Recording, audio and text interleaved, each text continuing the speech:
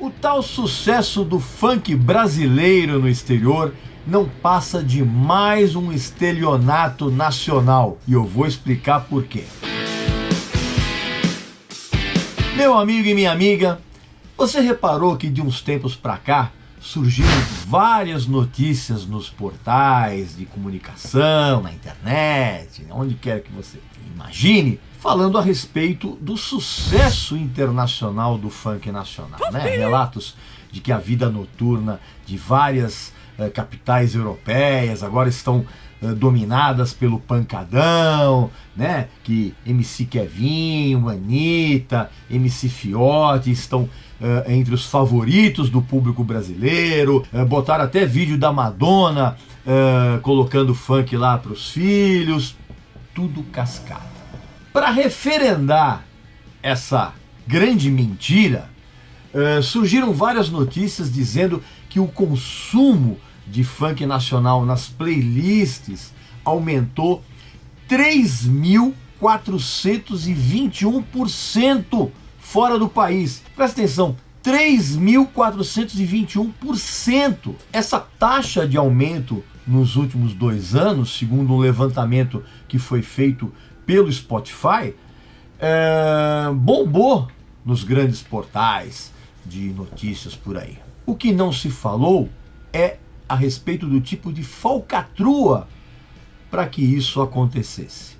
E eu vou explicar aqui para você como é que funciona. Logo de cara, um aviso. Os fãs estrangeiros são, na verdade, gente aqui do Brasil. É exatamente isso. Todos esses artistas que foram citados nas matérias nas últimas semanas, eles têm escritórios de empresariamento em comum. Não são muitos, são alguns deles, e todos eles são meio em comum. E a tática usada é sempre a mesma. Usar muito dinheiro, sabe-se lá de onde, para uma falcatrua virtual em larga escala. Gente aqui no Brasil, vamos chamar de fãs, tá? Eles usam uma rede VPN, que é uma ferramenta de acesso remoto que simula para um computador uma localização geográfica diferente da real. Como hoje em dia a gente tem um jornalismo completamente preguiçoso e dependente de informações que são dadas pelas próprias assessorias de imprensa dos artistas, né? Esse aumento de audiência, ele normalmente vira pauta de grandes portais de comunicação que estão sempre desesperados por notícias, para preencher espaço. Para ludibriar o Spotify, a tática é a mesma. Uma base de fãs muito bem organizada e provavelmente bem remunerada conseguem IPs, que é uma espécie de número de identidade de um computador. Só que eles conseguem esses IPs dos Estados Unidos e eles passam a enviar dados de audição contínua das músicas, 24 horas por dia. Essas reproduções fantasmas nos serviços de streaming acabam contando para a parada da revista americana Billboard, né? Que é uma publicação da indústria voltada para a indústria, na qual esses fãs baba-ovos retardados costumam usar como argumento para dizer que o funk nacional está bombando no exterior. Tudo mentira. O Spotify não consegue identificar quais são realmente os IPs verdadeiros que estão pedindo essas músicas continuamente 24 horas. Então o que acontece? O serviço acaba contabilizando isso como uma audição real, que está muito longe da verdade. Nas rádios também tem um esquema para esse estelionato virtual. Sites teoricamente coordenados por fãs incitam outros fãs a enviarem tweets prontos com a arroba e o nome da rádio e o nome da música dos artistas, né? Bastando apenas clicar em enviar. Entendeu o lance? O pessoal manda tweets prontos e basta o fã retardado ir lá e clicar várias vezes, inúmeras vezes, e isso conta como pedido. Assim, por meio das redes sociais, WhatsApp, essas canções são pedidas em rádios da América Latina, Europa, Estados Unidos e até mesmo no Brasil. Só que são pedidos fictícios. E tem mais, para chamar a atenção dos gringos, o que é que esses fãs fazem? Eles lotam as redes sociais com frases e hashtags sobre seus artistas favoritos em inglês e em espanhol. Tudo pronto e enviado automaticamente.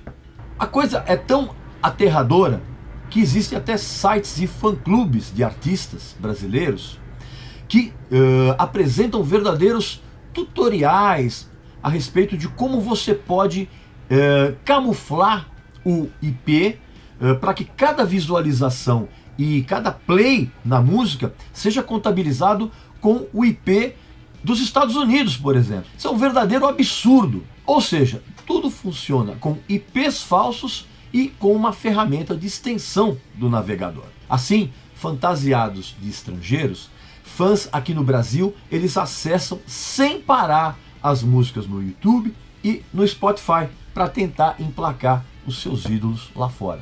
Se isso não é estelionato, eu não sei mais o que é. É o mesmo tipo de quem compra seguidores e likes nas redes sociais. Antes de eu continuar com essa matéria, eu gostaria de dar um recado muito importante para você que tem filhos e que deseja um planeta melhor para eles. Assiste aí. Com você mesmo. Você está preocupado com o tipo de mundo que você vai deixar para os seus filhos? Ou você ainda nem parou para pensar nisso? Deveria. Vou te dar um exemplo de como o planeta está indo para um caminho muito errado. Você sabia que dos 320 milhões de toneladas de plástico que são produzidas por ano, só 14% são recicláveis? Só 14%. E dessas toneladas, 8 milhões vão parar nos oceanos. Lá na praia que você frequenta com a tua família, quando você vai dar aquela nadada, né? Tá cheio de plástico boiando. Para você se sentir ainda mais apavorado, saiba que se a coisa continuar do jeito que está, em 2050 nós vamos ter mais quilos de plástico nos oceanos do que de peixes. Vai ser mais fácil você pescar um balde de plástico do que um mísero peixe. Uma vergonha. Para piorar ainda mais essa situação caótica, você tem que saber que a reciclagem de plástico ela é muito mais cara do que qualquer outro tipo de produto, porque é preciso que você faça uma manipulação antes do processo ser completado. Ou seja, você tem que limpar o plástico, você tem que fazer uma série de processos antes que essa gororoba seja reciclada e colocada de volta no mercado. Precisa ser muito burro, mas muito burro mesmo, para você não perceber que o plástico está emporcalhando o planeta e deixando a nossa vida muito próxima de um lixão muito fedorento e muito sujo. Acesse a página do Ambientalizando no Facebook e o canal do Ambientalizando no YouTube para você saber o que é preciso para salvar o planeta dessa gororoba chamada plástico e entender com mais profundidade todos os danos que esse produto tem causado nas nossas vidas. Tem até sites de uma certa cantora que tenta emplacar fazendo muitos videoclipes na sequência, clipes horrorosos, diga-se de passagem, que organiza maratonas com os fãs. Normalmente em finais de semana, que esse tipo de falcatrua, ele dura de 5 a 6 horas. Pensa bem, 5 a 6 horas de maratonas de fãs burlando os IPs dos Estados Unidos, da Europa, onde quer que seja. Todo mundo aqui no Brasil. Uma vergonha, né? Talvez uma constatação de que esse tipo de cenário esteja mudando é o fato, por exemplo, da Anitta ter acabado de lançar uma nova música e um novo clipe em castelhano, chamado Medicina, que não aconteceu absolutamente nada no mercado internacional, seja ele no americano, no europeu e muito menos no mercado espanhol. Por enquanto é um fracasso total. Pois é, vamos ver quanto tempo vai demorar para que essa nova canção da Anitta, por exemplo, seja anunciada nos grandes portais como um grande sucesso no exterior. Aí você deve estar se perguntando, pô, mas a Madonna não gravou um vídeo mostrando o funk brasileiro para os filhos? Bom, ela adotou 2 crianças do Malawi e deu entrevistas dizendo que adora a música africana. Isso não é sinônimo de que a música africana se tornou um sucesso internacional incontestável, né?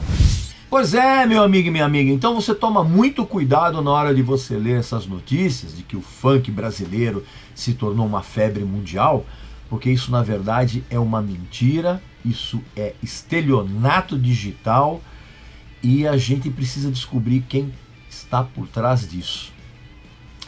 A gente vai ficar bastante surpreso quando os responsáveis forem desmascarados. Ou não.